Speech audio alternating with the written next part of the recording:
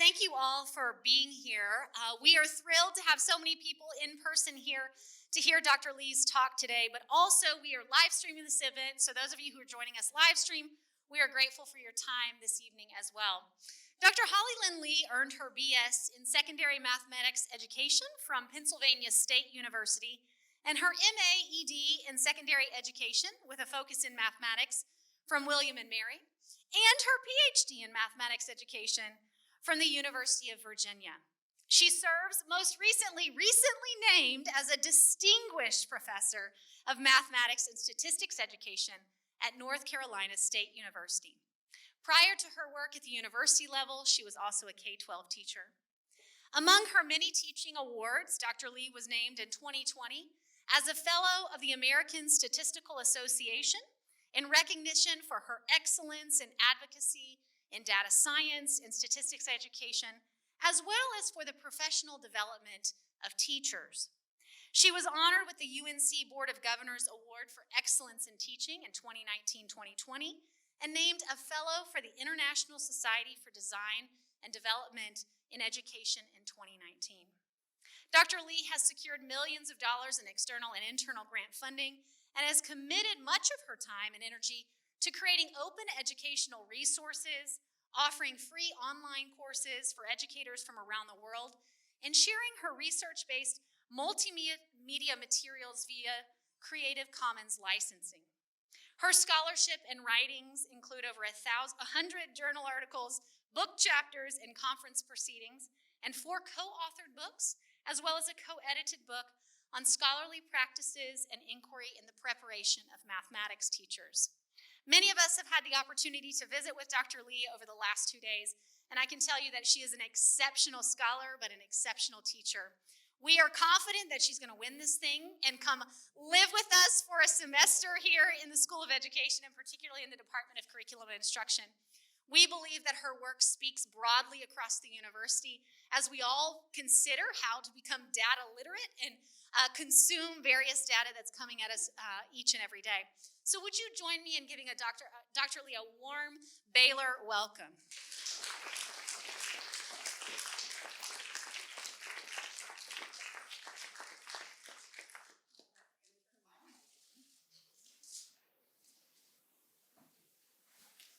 Is it on? Here we go. All right. And I'm going to put my timer on to keep me honest.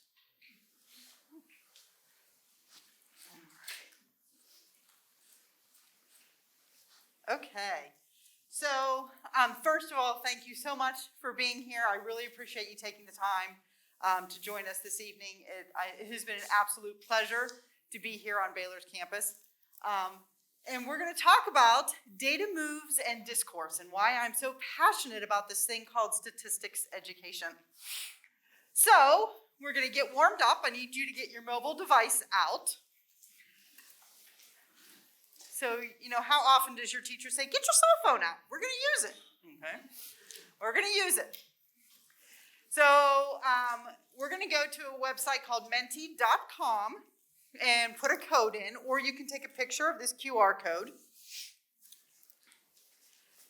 And I want us to think about a time that you have used data to learn something new or to make a decision. And I want you to think about what that phenomena was or what kind of situation you were in where you were using data. And when you go to this website, there's going to be a place for you to enter a response. Please don't write a paragraph. Okay, a couple words to tell us about that situation.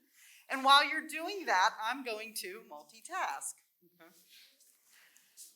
So I would like to really thank Robert Foster Cherry for his vision. It was really wonderful just to hear the little bit that Mike just told us about this. And I hope that I can live up to his vision with you tonight. The committee, my goodness, I know that you have worked so incredibly hard to do this, and all the faculty in curriculum and instruction. Brooke, thank you so much. And Allison, wow, you have been absolutely amazing from the very day that I got the first phone call, and I really appreciate everything. My family and my friends, I would not be who I am and where I am today without my family, without my friends, without the beliefs that I have, and thinking about the blessings that are in my life. And they mean a whole lot to me. My colleagues and my collaborators, all of the ideas that you're going to hear tonight were not invented solely by me sitting in my office. I am a highly collaborative person. I have lots of different projects with people across the country, and hopefully soon with people at Baylor. And all of the ideas that I'm presenting here are part of that group effort. My mentors that have mentored me as I've been on my pathway, my teachers and my students, I have learned just as much from them as I hope that they have learned from me. NC State and the Friday Institute for Educational Innovation, we have a think and do attitude. We are the land-grant institution in North Carolina. We're incredibly committed to serving that mission, and especially in public education. And all of the funding agencies that have supported my work over the years, the National Science Foundation, Institute of Education Sciences, private foundations such as William and Flora, Hewlett Foundation, and RTI International, where I got to spend a whole year actually working in their data science center and thinking about what it means to be a data scientist. So let's go to our results.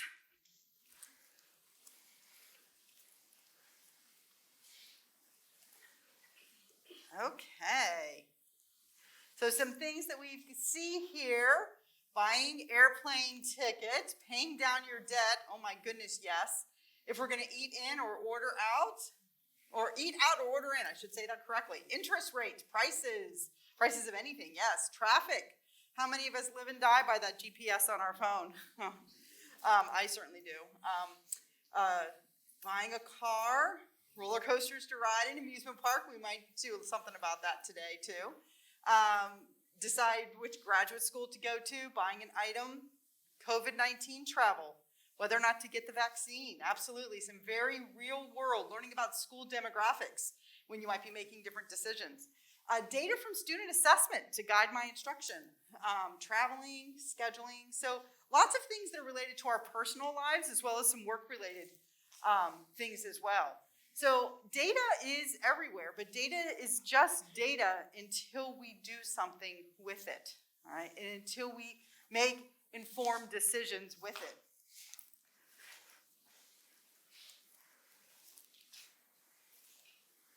Sorry. There we go. All right, so you've kind of already made the argument for us as to why we need to strengthen statistics education. Because more careers are data intensive, not just those in STEM. All right, so many careers require us to be somewhat savvy in thinking about data, and it's only going to get better. I would not say it's only going to get worse. It's going to get better, okay?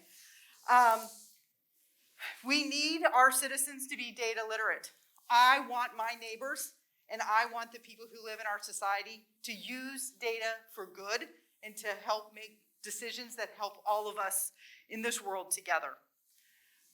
The computational tools, the fact that you have a phone that probably has more power in it than it was whenever you were born, than we had the mainframes back in the closets. All right, we need to learn to think with those computational tools and to use them to our advantage. And there's lots of efforts to modernize school mathematics and to think about integrating statistics across the subjects. There's organizations like the National Council of Teachers of Mathematics. Your own Trina Wilkerson is president of that organization right now, and that organization, along with things like organizations like the American Statistical Association, are really thinking hard about what do we need to do to prepare high school students, middle school and high school students for those careers, for the different career pathways. The march to calculus is so 19th century, all right? I like calculus just like many of my other math colleagues do, but it's not, those skills are not necessarily the skills that are going to serve everybody, all right? So in 2015, I created HiRise, which is a hub for innovation and research in statistics education at NC State. And a lot of the things that you're going to be hearing tonight come from the many different projects that I've got listed here that are currently active in my hub. And I work with an amazing group of colleagues, both at NC State at the Friday Institute, as well as others at different institutions. So at my heart, I really consider teaching as an act of educational design. It is my job as a teacher to design learning opportunities for students. I have to think about the content, I have to think about my tools, I have to think about my students and where they are, and I have to think about how do I put all of those together in an interactional way to actually create good learning opportunities. I'm not guaranteed of exactly what they're gonna learn, but how do I create that opportunity for learning to occur? So when I step back and think about, particularly in statistics and data education, what are the kind of like the critical things that bubble to the top whenever I'm designing learning opportunities for students? Two things come to mind, and they're in my title. Data moves, and to me, a data move is any action that we take to produce, to structure, to represent, to model, to enhance, and to extend data. So all of those things are data moves. This is not a word that I've created. It's been in the literature. Many of my colleagues use those words, but it is this way of acting on data and discourse. Right? We have to be talking. We have to be communicating through language, both spoken and written, through the symbols, through our body movements, ways of sharing ideas, and in particular, sharing ideas around data. Okay? So we're going to do a little fun activity to get us started, and we're going to think about data around restaurants. So I noticed that somebody said making decisions about where to eat in or dine out. Okay, so I'd like to know here in Waco. I kind of thought I was going to get to go to some good restaurants. So far, I have gotten to go to some good restaurants, but where would you like to go out to eat? When you think about dining out, are there particular places that you like to go, or are there particular kind of genres of food that you like to go and eat out? Would anyone like to share here in Waco places that you like to go out? Ferris. Say that again? Ferris. Ferris. Okay, tell me a little bit about Ferris. It's fantastic. Okay, fantastic. Ferris. It's Italian. Ooh. It's made with love, Ooh. and you can even get 2 types of bread because most people don't know that. Okay. All right. All right. So if I like to eat Italian food, I might go to Ferris. What else? Say that again. Ham. Okay, tell me. It's neither one. Can you tell me a little bit about that place? Burgers. I love a good burger. My husband would be all about that. All right, good burgers. So, how about a general place? Not necessarily a specific restaurant, but are there sections of town that you like to go to? When you think about, oh, I don't really know what I want, but if I start driving or walking this direction, I'll find something good. Does the places come to mind? Not the dining hall? Free Spirit. Oh, Respect. You can tell I'm not from Waco, right? All right, so you have some visions here, okay? So we're gonna use an online tool. So tinyurl.com, eat data. I'm trying to make a fun URL for you. And I did not create this tool, but it was something that I thought that we could use and have a little fun together. So this was created by some researchers at Georgia Tech. And I was also trying to get something that might work on your mobile device. Okay? And we're going to illustrate some ideas around data moves and discourse through this. So in this data interactive, what these researchers did was they used a variety of different sources to find what they think captures all the restaurants in the 48 contiguous U.S. states. Okay? And they are trying to create some metrics around those restaurants. So one, they found latitude, longitude of where those are located, and those are, so each restaurant is located geographically on this map. And they started creating a particular measure about these restaurants that they're calling chainness. Okay?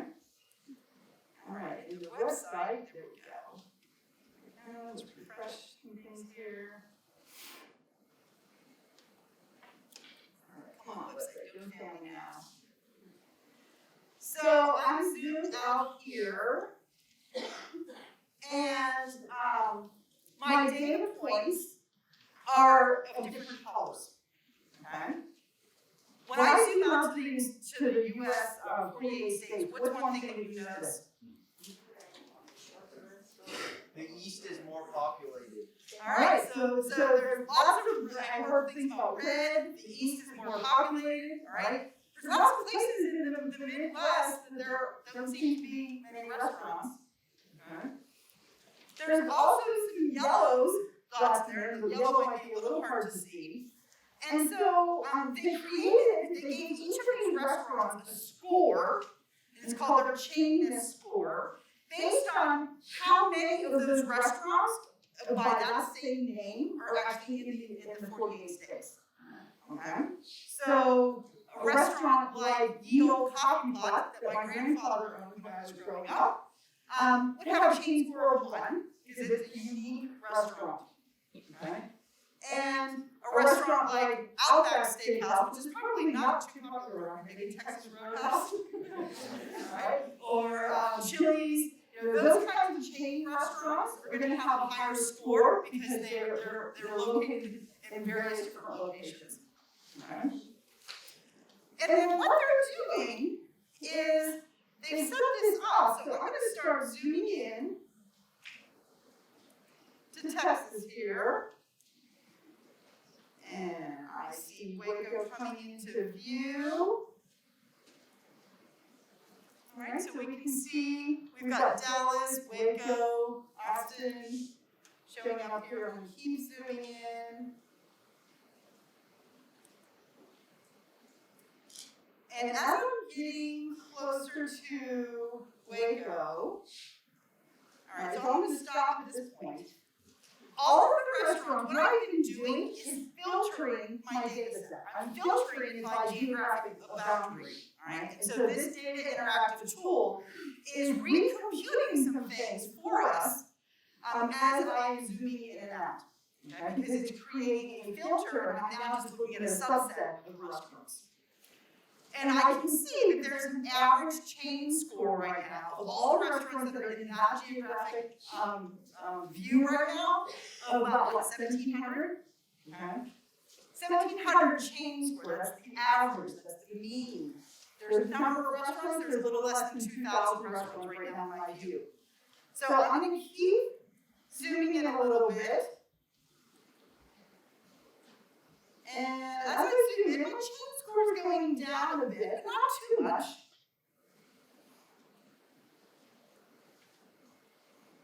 And I'm going to stop about right here. So we've got 474 restaurants shown on the map right now. Okay? Turn and talk to your neighbor about kind of what do you notice? What do you notice in this map?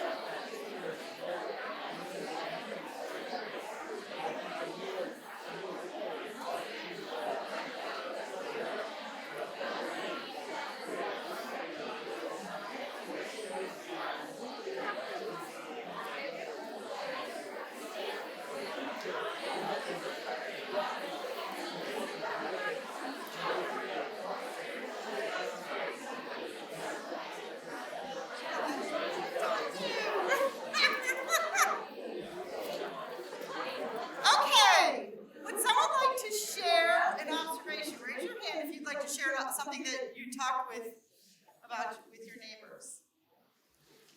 There was lots of talking. You guys talking about something else? Yeah. We were noticing how you can see a lot of the chain restaurants are located kind of in bunches along some of the major streets. And then you find unique restaurants outside of those areas. Yeah, that's a great observation. So, it's something I didn't explicitly point out about color, but the pinks and the purples are your chain restaurants. Those are the ones that have higher chain scores, and your yellows and oranges are your more unique restaurants, right? And so, those purples and pinks are kind of along the main roadways, right? You can kind of see what's going on there, and the yellows, and what these researchers found is that the more unique restaurants were in pedestrian-friendly areas of cities, right? And so the chain restaurants are located more along your major roadways that are more drivable, right? And they tend to be bunched together as well. Okay? So it's not that there's never a unique restaurant along those roads, that those are major tendencies. So one of the things that, I'm thinking when I'm coming to Baylor, you're not gonna take me to Chili's. So I'm thinking, you're probably not gonna take me to Chili's. The chain score of 1,500 sounds like you don't really have a whole lot of unique restaurants around here. Okay, it sounds like, wow, this place fills with a bunch of chain things. But I'm seeing yellow dots in there. So when I look at this graph, it's hard to see, but this is the green graph at the bottom here is frequency of restaurants. And it's skewed to the right. So I have a lot of restaurants that have a pretty low. That bar right there goes up to 2,100 of a score. But I have a lot of other restaurants. There's a few restaurants, like this one over here, that there are 15 restaurants that have a chain score of 21,000. Okay? Do you think that affects the average? Right? Those are your really, really dark purples. So I'm going to point to some of them. There's a restaurant there, 21,408 of those restaurants across the U.S. There's 15 of those here in Waco. Anybody know what restaurant that is? Starbucks. It is not Starbucks. That's a good guess. It's not McDonald's. Taco Bell. Not Taco Bell. You said Subway. Yeah, it is Subway. There are 21,408 subways in the 48 states. My Googling skills, I was giving you earlier when we were talking about Googling skills, my Googling skills helped me figure that out. These researchers did not have permission to put names of restaurants on this app, okay? So, anyway, I would like to actually filter out these outliers because I feel like that's not giving me a good sense of some of the uniqueness that might be in Waco. So I'm just going to click on this lower bar here, and that gets rid of some of my outliers. And now my chain score for Waco goes down to 216. Okay? What I don't like, I'm going to give some feedback to the developers of this Data Interactive, is that when I actually filtered out those outliers, it recolored all of my icons. I don't like that. So now I actually just rescaled the colors based on what was left. And I would kind of like to see what the original was in comparison to. So I can see both reasons, because it does help me to think about, well, what are some of those that have a little bit higher frequency and where are they? But anyway, I've been doing a lot of my dining over in this area right here. So a lot of the unique restaurants. Okay, let's go back. So talking about data,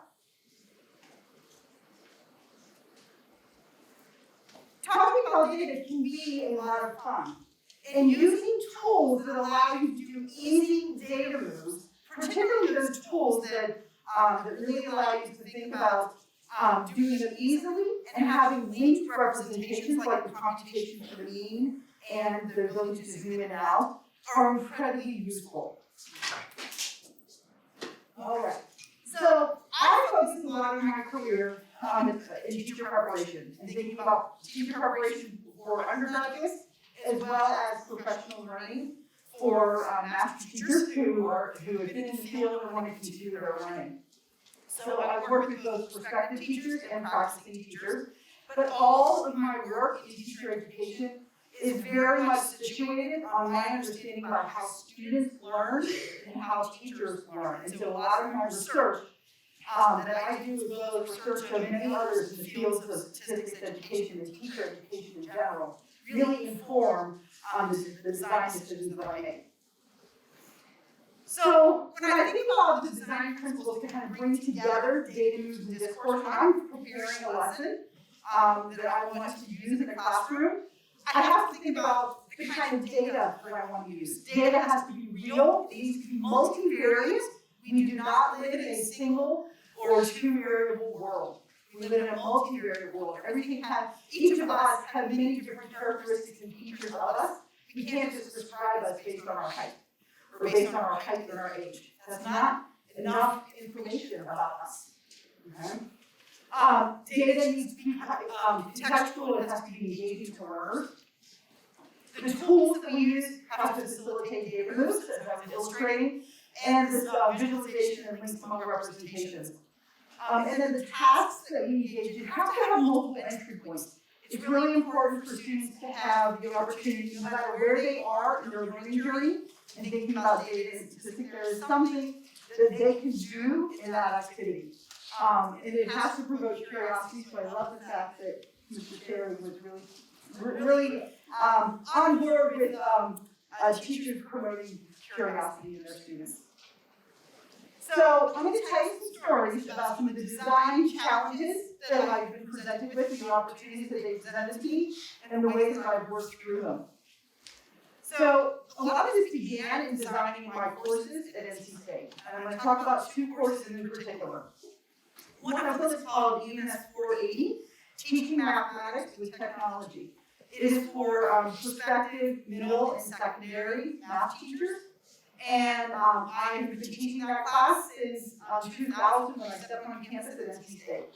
Alright, I think the last time that I taught that class, because it's like go in and out of different classes, the most recent time that I taught that was in 2017, I think. But early on in my career, we were really trying to think about, myself and my colleague, how do we develop this love for technology in future teachers and really think about the ways in which teachers can use certain actions in technology to help students learn mathematics. And at the time, many of you that are in teacher education, you might have had some experiences looking at videos of teachers and students in classrooms. But in the early 2000s, there weren't a lot of those types of videos, and in particular, there were no videos of kids actually using technology. Okay? So we started creating some of the first video cases of children working with technology tools, and so that teachers could actually study how are those kids using the mouse, and what are they talking about when they're doing that. And you can see the teachers kind of coming in and the different moves that the teacher might make, the questions that they would ask. That grew into us creating some curriculum material that we started packaging and giving away to faculty at other institutions, and faculty would come to NC State to do summer institutes with us, learn about the different curriculum materials we were developing, and take them back to their institutions to use in similar kinds of courses. The other course is EMS 519 or Staff 519. So 500 at NC State is a graduate level course. And I created this course, I think I taught it the first time in 2003, teaching and learning statistical thinking. And at first it was a course that was really for practicing mathematics teachers.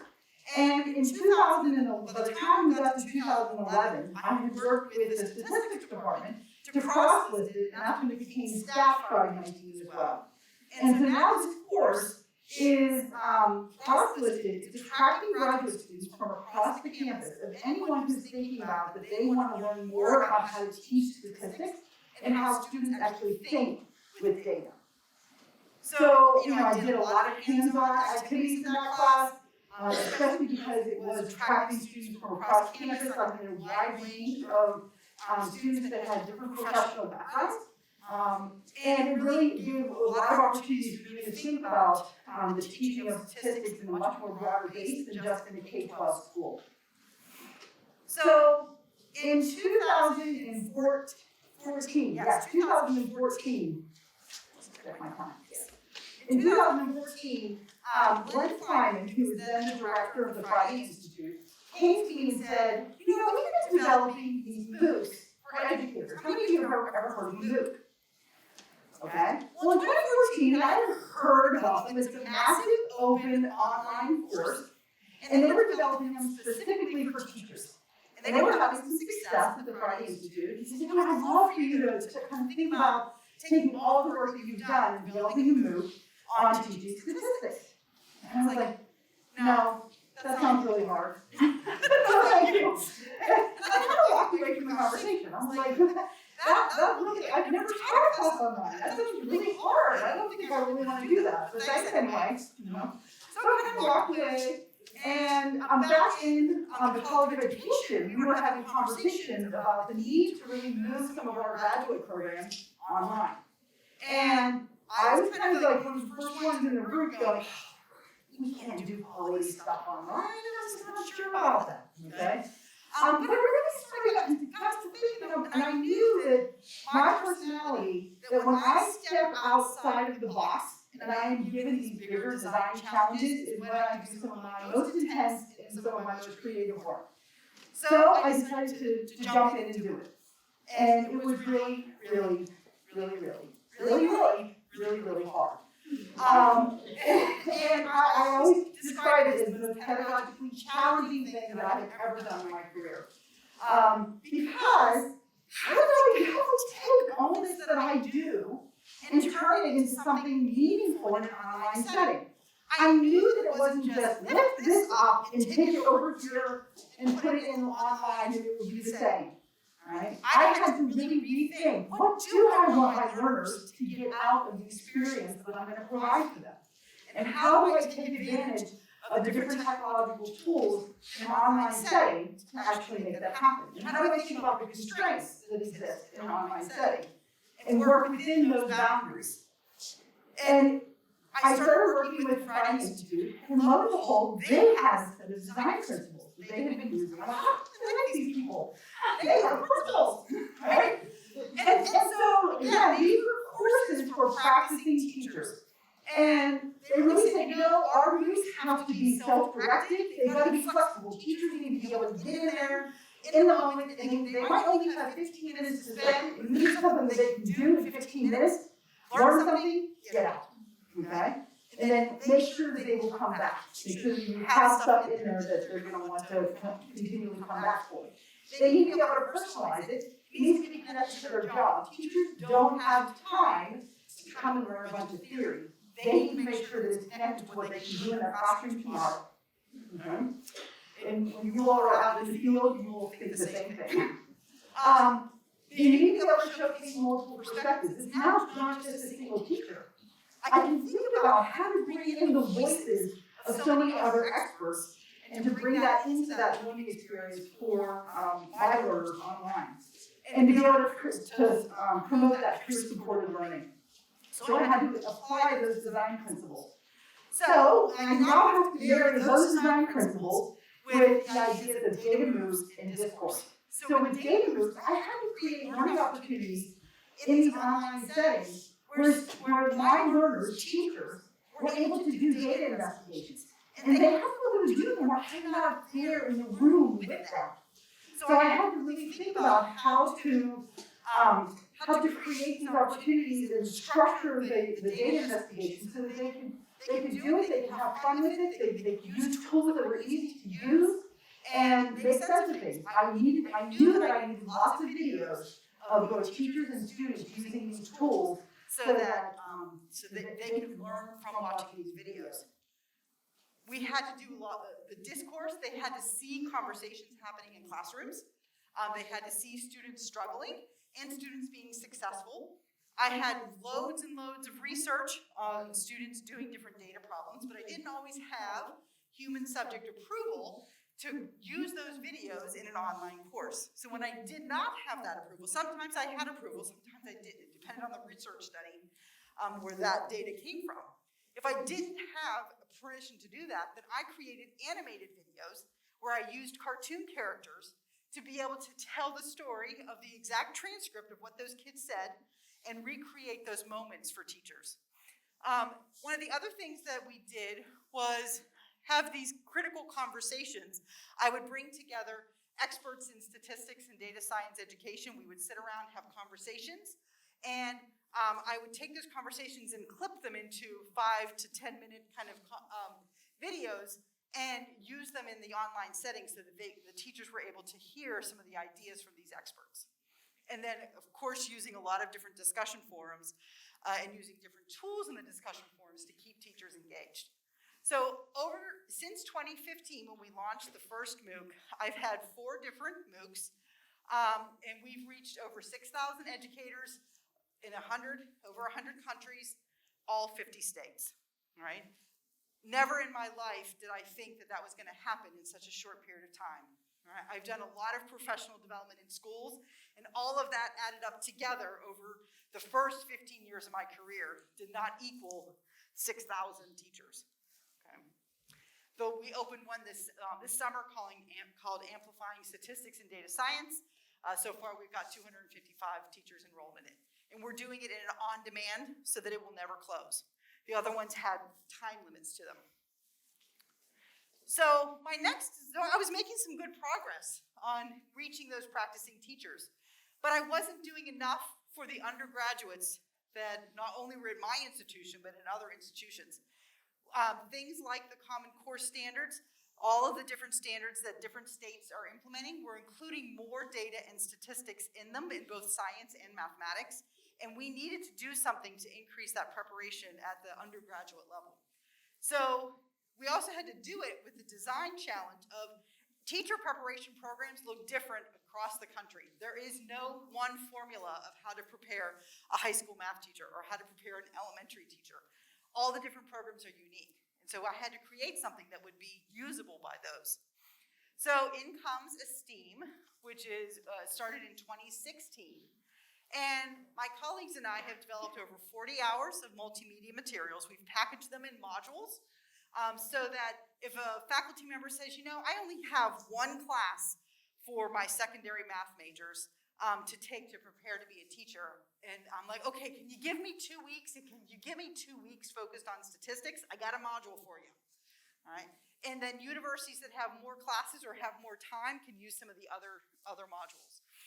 And we did this, and we packaged them in learning management systems. So I think you all use Canvas here at Baylor. So we use Blackboard, Canvas, and Moodle. And a faculty member comes to our portal. They download all of our materials already packaged in Canvas. They go to their Canvas site. They import it, and I give it away as Creative Commons licensure, which means that faculty member can rearrange that material and integrate it into their course and adapt it and change it however they see fit. Because I want to make it easy for faculty who also don't have a lot of time to do something that I think is really, really important, and is to integrate teaching statistics in their courses. And in this project, we have one of our co-PIs works at the Concord Consortium, and they had been developing a tool called CodeApp. And it was a free online tool. So you notice a big theme that I'm very excited about: open education resources, all right? Doing good scholarly work and giving it away for the public good.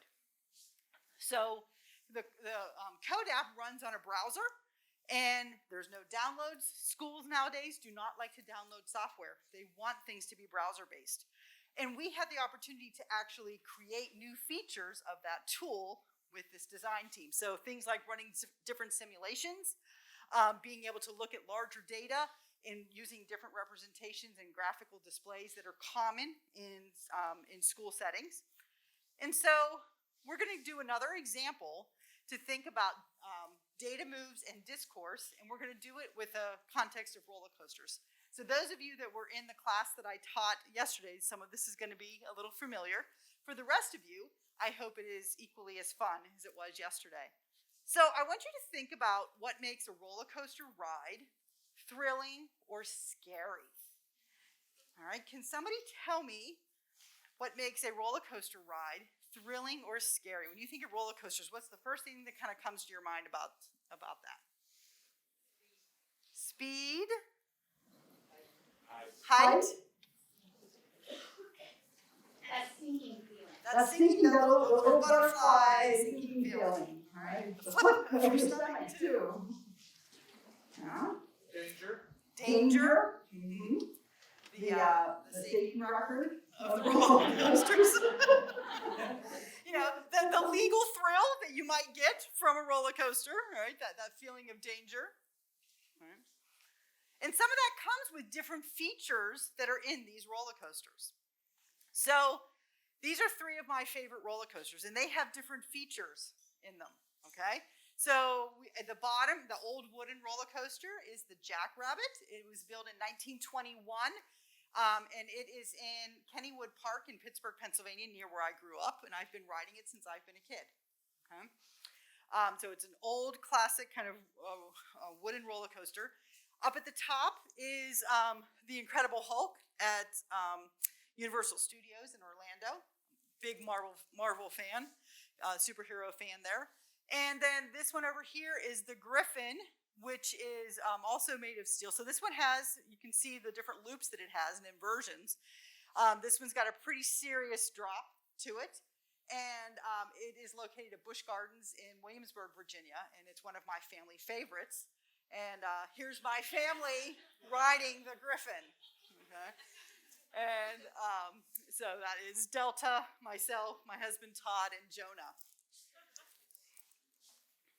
Okay. I was interested in Texas roller coasters coming here. So the next website that you're going to go to, and the code app will work on a phone, but really you probably shouldn't do like some serious data analysis on a phone. So there may be some glitches when you're working with it, but if you have a tablet, it's going to work beautifully. You can also just follow along with me. But the picture that I have up here is a roller coaster that's here in Texas. Does anybody recognize it? That is Batman the Ride. I told you I like superheroes. Okay. You know, if I have an opportunity to come back to Baylor, maybe I get to go to Arlington and ride Batman. Okay, let's see here.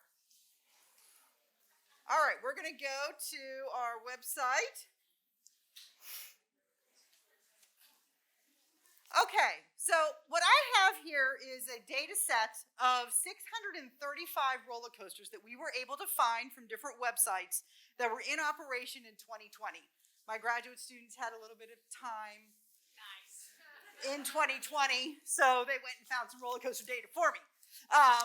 And they used some web scraping techniques to get these coasters because I only wanted ones that were currently in operation. So we have 635 of those coasters, but what you're seeing right now are just 38 coasters that are in Texas. So just like we did with the restaurant data, I have already filtered this data down to just look at Texas. And a little bit later, we're going to unfilter it so you can see some of the other data. But these are your 38 roller coasters here in Texas. And I've already pre-created a graph for us just to get us started. I have Batman the Ride. Let me make this a little bit bigger. See if that helps to be able to see. So I've got Batman the Ride highlighted in the table, and that coaster is highlighted then in my graph. The variable that I have graphed here is the maximum height. Okay, so this is telling me that Batman the Ride has a maximum height of 105. Okay, 105 feet. So I want you to take a look at this distribution of maximum height. Tell me what you notice. What do you notice about, if you wanted to say something about how high the coasters are in Texas, what could you say from this graph? Seeing someone draw.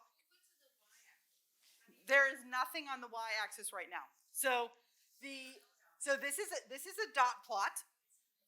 Yep. So this is a dot plot. Thank you. So this ranges from 0 to 250. All right. In each of these cases, each of these dots represent a roller coaster, and so these are kind of stacked on top of each other, mainly because of their size. So let me make them a little smaller so you can see them a little bit less bunched up. Okay. So it's showing each case is being plotted on that number line according to what height it has. What could you tell me about the coasters in Texas? Most of them are 100 or less. I'm sorry, but that's not very tall. Okay. All right. When it comes to coasters, 100 feet's not very tall. Okay. So there are a few that are up there in that 200 range. And one of the things that I'm curious about is, well, have the height of the coasters changed over the years? You know, so I'm going to take year opened, and I'm going to take that and put it now on my y-axis.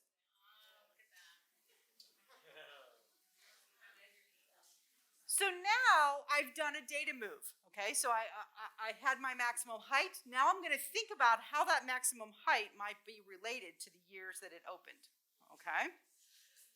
So, what do you notice?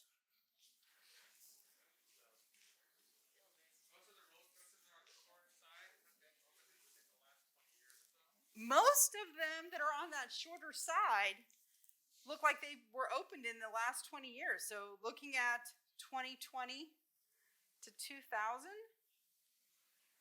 look at that group right there. Why is Texas building such small coasters? Do they want me to come to their parks or not? All right, so, just because we can build taller coasters because of steel doesn't mean that we do. All right, there might be lots of restrictions in the park. All right, it might be very landlocked. There might not be a lot of space, all right, that they can actually build these coasters in. So the maximum height, certainly those that were built early on were pretty short, okay? And the tallest ones here certainly are newer, okay? But there definitely is not this that they just keep getting bigger and bigger and bigger, okay? So one of the things that I can also think about is, does the coaster actually ever invert me?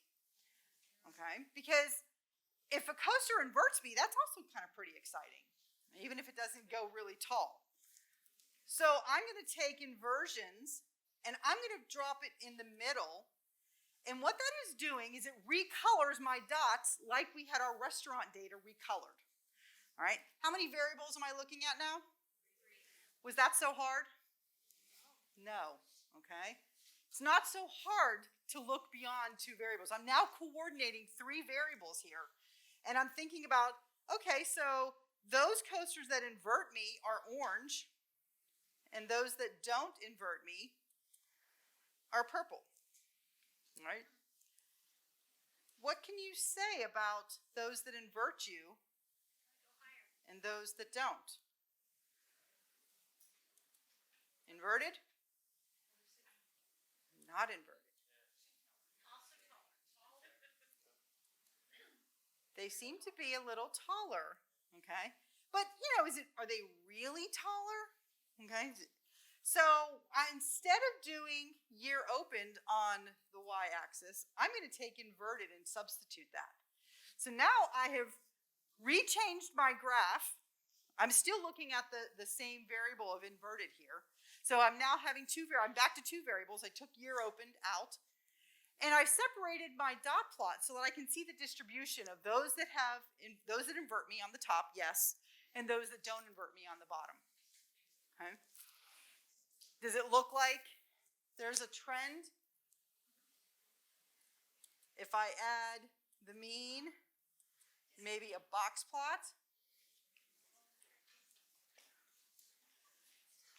I can start seeing that there does appear to be a significant amount. And one of the students yesterday made a beautiful statement that all of the coasters that invert you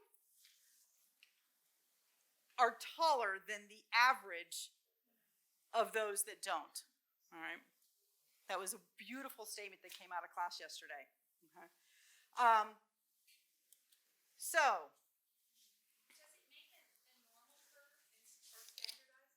it does not. Oh, I mean, I'm sorry. Are you talking about the software? The distribution? No, it does not. No. So what I'm going to do is what I'm curious about is, well, does this kind of shift in the distributions, will that hold if I add in? So this is what's happening in Texas. What about the rest of the U.S.? So I'm going to go back to my table, and I'm going to restore all the rest of my data.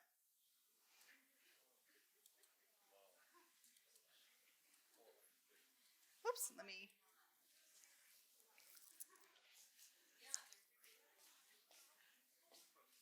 So it does seem to be true that inverteds are still tend to be taller, but there's lots of other stuff going on now. Now that I see the entire population of coasters in the U.S., I'm going to add in that I can show the outliers.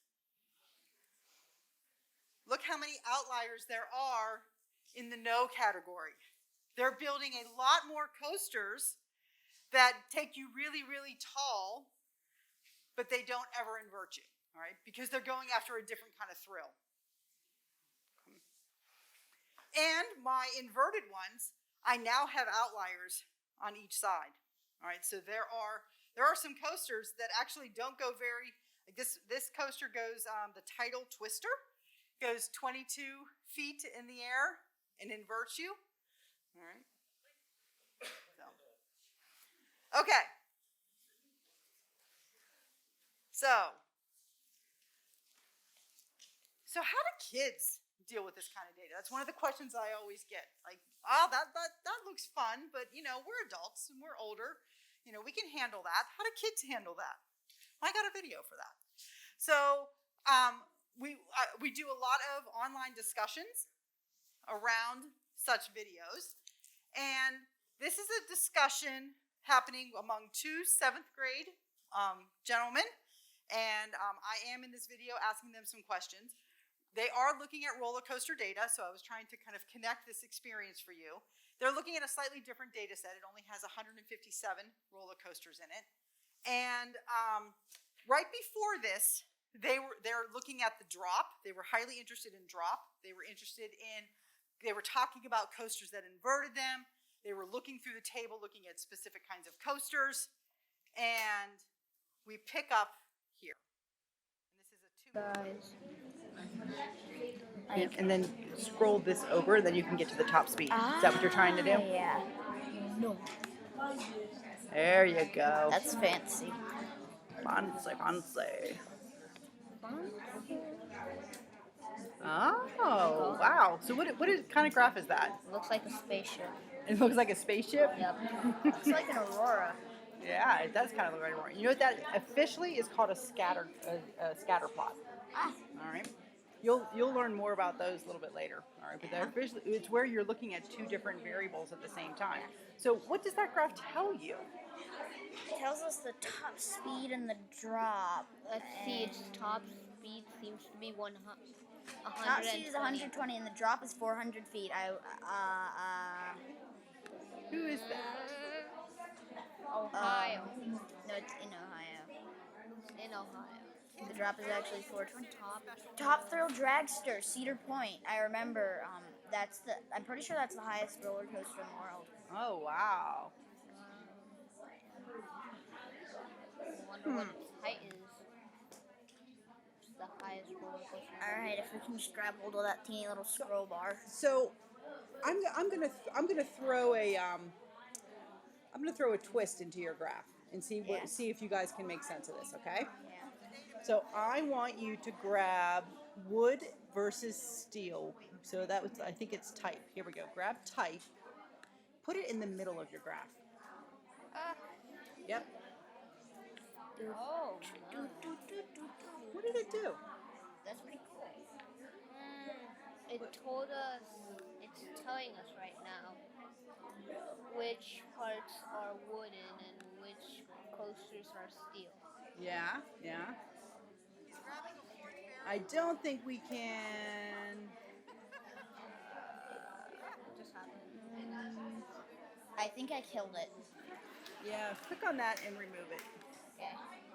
That feature actually works now. You can There put we a go. fourth variable on the side. And Take a look at that and see in a little bit if you could tell the class anything that you might notice that's interesting. A lot of the wooden ones are slower and have a shorter drop, and the fastest ones are steel. Yeah, you're the one that. Okay. So I want to focus in on that last statement that he made. So first of all, they were interested. Come on, move on. Right before I shut the video off, he says, a lot of wooden ones are slower and have a shorter drop, and the fastest ones are steel. Okay. Before I had him put the type in the middle, they were not making sense of the trend that they were seeing in that scatter plot. They were saying it tells you the top speed and the drop, and they looked at that one case, and they were able to talk about that one case. But they were not immediately seeing the relationship that was there. And so you see that I was walking away, and I'm like, how am I going to get these kids to kind of see this relationship? I don't want to just show it to them. So I went back, and I made the graph more complex. So one of the really big lessons here is that kids can handle complexity, all right? Taking something, when you think about problem solving, and one of the classic kind of things is just make it simpler. That's not always the right strategy. Sometimes making a situation more complex makes it richer and makes it more contextual, and they can understand it and make connections with it. So we are running low on time, so I'm going to skip through these things. But these are the major things that we found actually triggered critical reflection by teachers. All right, frameworks, data investigations, the classroom videos have been phenomenal, as well as those expert panel discussions. I'm going to skip that. And some of my current design challenges is to try to think about how to increase data science in schools and statistics in schools. So we have a new project funded by the National Science Foundation called InStep, and we're creating what we think is an innovative professional learning online platform where teachers can come in and get what they need. So it's going to be personalized to them. We've built it on research around our own research as well as research of others around good dimensions of teaching statistics and data science. So the ideas of data moves come in with the data and statistical practices. The idea of data and technology and the tasks that I was talking about earlier are here. And how do you support good argumentation in classrooms? They're going to have opportunities to investigate data and learn about different pedagogy. We've organized things in modules so that they can come in and get what they need, and trying to create some spaces that are personalized and collaborative. So I hope that whether you're here today and that you want to learn statistics and data science, whether you want to teach statistics and data science, whether you want to just design learning environments, all right, whether they're online or in person, or just tackle a problem in your work or your life, I really hope that there is something that you heard here today that you can take away to consider what you could or should do to help you achieve those goals. Thanks. Sorry I ran late.